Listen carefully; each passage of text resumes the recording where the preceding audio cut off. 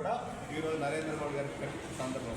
గత ప్రభుత్వం double bedroom అని చెప్పింది రాష్ట్ర ప్రభుత్వం, ఇక్కడ ఉన్నటువంటి కాంగ్రెస్ ప్రభుత్వం ఇందిరా మిల్లు అని పేరు చెప్పింది. కానీ ఏ విధంగా డబుల్ బెడ్రూమ్ మిల్లు నిర్వీర్యం అయిపోయాయి, ఏ విధంగా ఇప్పుడు ఇందిరా మిల్లులు కమిషన్లతో ఎక్కడ కూడా అర్హులకు రాకుండా కనీసం ఏమాత్రం లక్ష్యాలకు సుదూరంగా ఉన్న చూశారు. కానీ నరేంద్ర మోడీ గారు ఈ యొక్క రాష్ట్రానికి కూడా 4 లక్షల ఇళ్ళని ఈ యొక్క ఆవాస్ యోజన ద్వారా కేటాయించారు.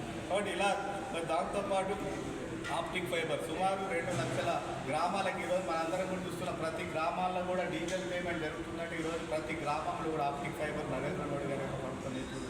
సుమారు 2 లక్షల గ్రామాలకు ఈరోజు ఆప్టిక్ ఫైబర్ వేయడం వల్ల ఈరోజు డిజిటల్ ట్రాన్సాక్షన్సే కావచ్చు, యొక్క అనేకమైనటువంటి ఇంటర్నెట్ సేవలు ఈరోజు ప్రజలు సామాన్య మానవులు కూడా అందుతున్నాయంటే మరి వ్యవసాయ సంబంధించిన సేవలు కావచ్చు, ఈ యొక్క ప్రభుత్వ సేవలు కావచ్చు, వాళ్ళ సంక్షేమ పథకాలు నేరుగా వాళ్ళ అకౌంట్లో పడుతున్నాయంటే ఈరోజు డిజిటల్ ఈరోజు ఈ యొక్క ఎలక్ట్రిక్ ఏదైతే ఈరోజు ఇంటర్నెట్ సౌకర్యం సుమారు 2 లక్షల గ్రామాలకు ఇవ్వడం మాత్రమే సాధ్యమైంది.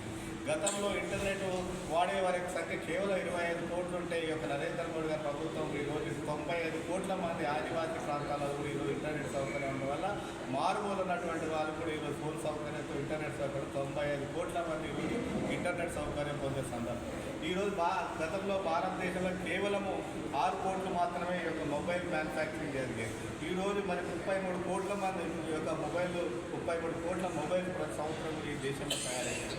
గతంలో మొత్తం కూడా డిఫెన్స్ సంబంధించిన విషయం వస్తే కూడా మనం మొత్తం కూడా విదేశీ దిగుమతుల మీద ఆధారపడడం, కనీసం ఎక్స్పోర్ట్స్ ఎక్కడ కూడా వేరే దేశాలకు మన యొక్క డిఫెన్స్ రక్షణకు సంబంధించినటువంటి ఆయుధాలు కావచ్చు మిగతా విషయాలు ఎక్కడ కూడా ఎక్స్పోర్ట్ చేయలేని సందర్భం. కేవలం 700 కోట్లు కొన్ని దేశాలకి ఆ రోజు డిఫెన్స్ ఎగుమతులు ఉన్న సందర్భంలో ఈరోజు 23,000 కోట్లకి సుమారు 33 రెట్లు ఈరోజు డిఫెన్స్ ఎగుమతులు దేశం అంతా కూడా మనము ఎగుమతి చేస్తున్న సందర్భాలు చూసాం.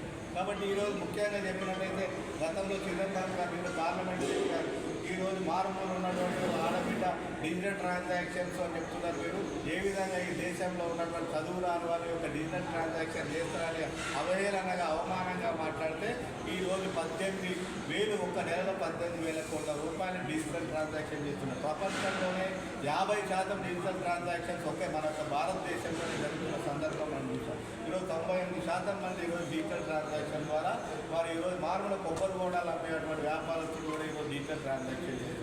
అంటే అవహేళన చేసినటువంటి ప్రభుత్వం ఈరోజు వాళ్ళు ఇవన్నీ కూడా చూసి నివ్వెరపోయి ప్రపంచమే నివ్వెరపోయి ప్రతి రోజు డిజిటల్ ట్రాన్సాక్షన్ ద్వారా అంటే మన వాటా ప్రపంచంలోనే 50%, 49 నుంచి 50% డిజిటల్ ట్రాన్సాక్షన్ కేవలం భారతదేశంలో జరుగుతుంది. ఈరోజు ప్రపంచం అంతా కూడా 50% డిజిటల్ ట్రాన్సాక్షన్ చేస్తే ఒక్క భారతదేశంలోనే 50% జరుగుతుంటే ఏ విధంగా ఈరోజు మన యొక్క ప్రజలు మరి డిజిటల్ ట్రాన్సాక్షన్స్ వాడుతున్నారు. గతంలో మౌలిక వసతుల విషయంలో కావచ్చు, ఎయిర్పోర్టు 74 ఎయిర్పోర్టు దేశమంతా కూడా ఉంటే 160 పైగా ఎయిర్పోర్ట్లు ఈరోజు భారతదేశంలో ఉంది. అంటే సుమారు 2